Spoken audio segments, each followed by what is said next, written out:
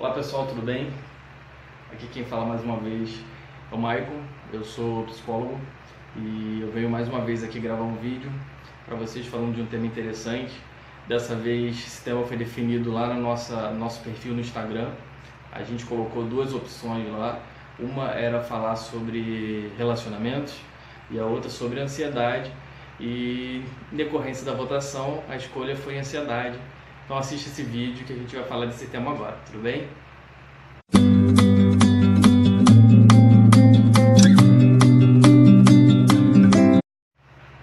Bom, para a gente começar a falar sobre ansiedade, a primeira coisa que a gente precisa pensar, na verdade, é o seguinte.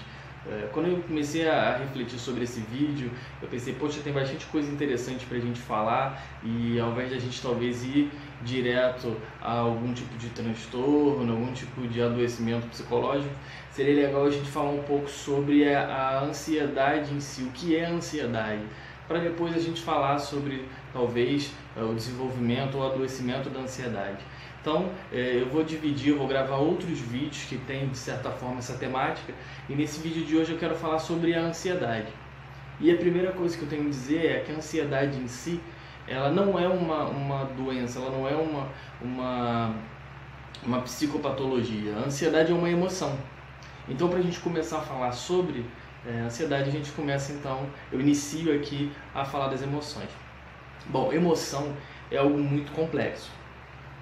Inicialmente, a gente pode dizer até que ela parece ser muito simples, né? Porque a gente conhece as emoções muito pelos estados sentimentais, ou seja, os sentimentos que elas desenvolvem, né, na gente. Mas emoção é algo complexo. A emoção, por exemplo, ela tem aspectos subjetivos do ser humano, tem aspectos biológicos e também tem aspectos sociais. Tudo isso se envolve. Por exemplo, quando a gente fala em aspecto subjetivo, a gente está falando justamente dessa questão, por exemplo, quais sentimentos aquela emoção especificamente ela desencadeia no indivíduo. Quando a gente fala, por exemplo, do aspecto biológico, seria, por exemplo, qual o movimento fisiológico, por exemplo, que essa emoção está desenvolvendo. Quais são os mecanismos, quais áreas específicas de excitação corporal que essa emoção está desencadeando nesse indivíduo. E o aspecto social, que a gente tem, por exemplo, a questão da comunicação, da expressão facial. Então percebo que a emoção ela é complexa, não é uma coisa simples. E a ansiedade, como uma das milhares das emoções, participa desse processo, né, subjetivo, biológico e social. O que causa uma emoção? Esse é um tema, é um ponto bastante interessante. Basicamente, as emoções a gente pode entender ela como, vamos dizer assim, uma resposta adaptativa a uma experiência que a gente tem da vida em si, né? A experiência da vida, do dia a dia, em que você precisa se comportar de determinada maneira. Então, ela pode ser complexa ou simples. Você vai experimentar ao longo da sua vida inúmeras emoções, desde vamos dizer assim, de grandes experiências, ou seja, de grandes coisas que você vive na sua vida, de grandes eventos, até eventos mais simples, mais corriqueiros. Ainda assim, ele sempre estará envolto de muita emoção.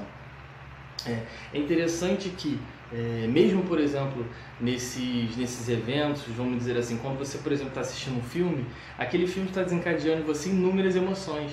Ele vai desencadear alegria, ansiedade, medo, e tudo isso vai passar por aspectos biológicos, né, e cognitivos.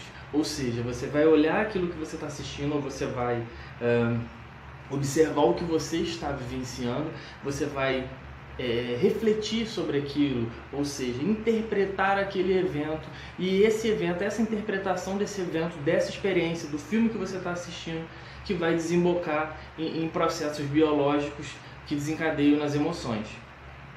A ansiedade, especificamente, ela tem uma função muito bacana, assim, muito importante, de nos deixar em estado de alerta, né? Como se fosse assim, algo vai acontecer e ela vai nos deixar no estado de alerta para que a gente esteja pronto para, vamos dizer assim, para vivenciar aquela situação, esteja pronto para colocar em prática o nosso modelo ali, padrão comportamental. Então ela é uma emoção extremamente importante, mas diferente do medo.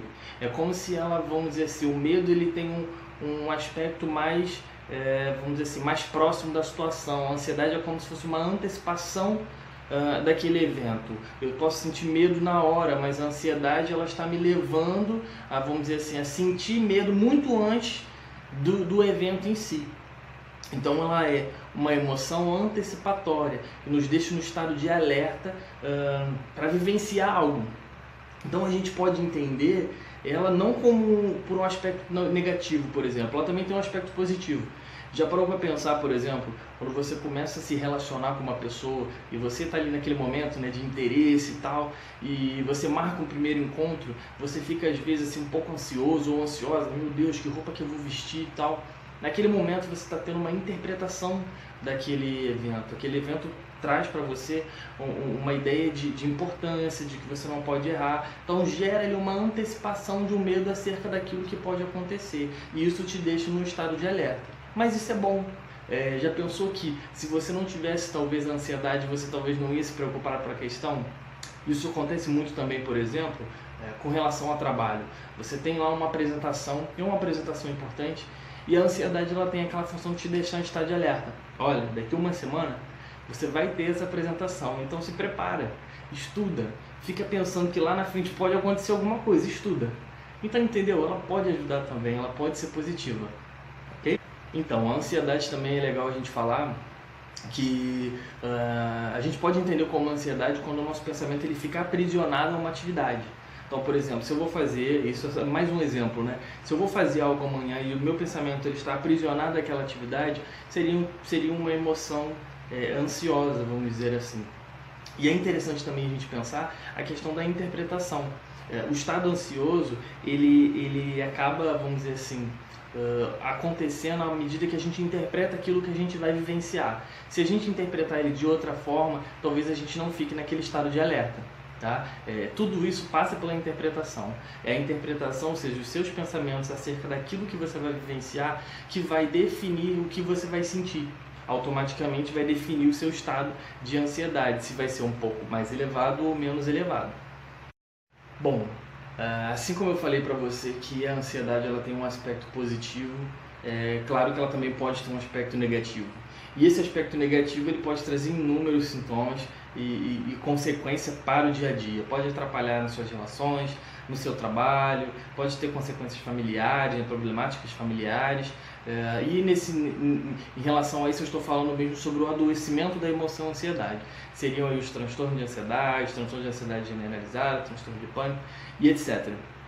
Então, em relação a isso, é um assunto muito importante, ficaria muito extenso falar sobre isso nesse vídeo, então continue acompanhando a nossa página, porque é um tema que vai ser discutido e vai ser falado num próximo vídeo, tá bom? Até lá!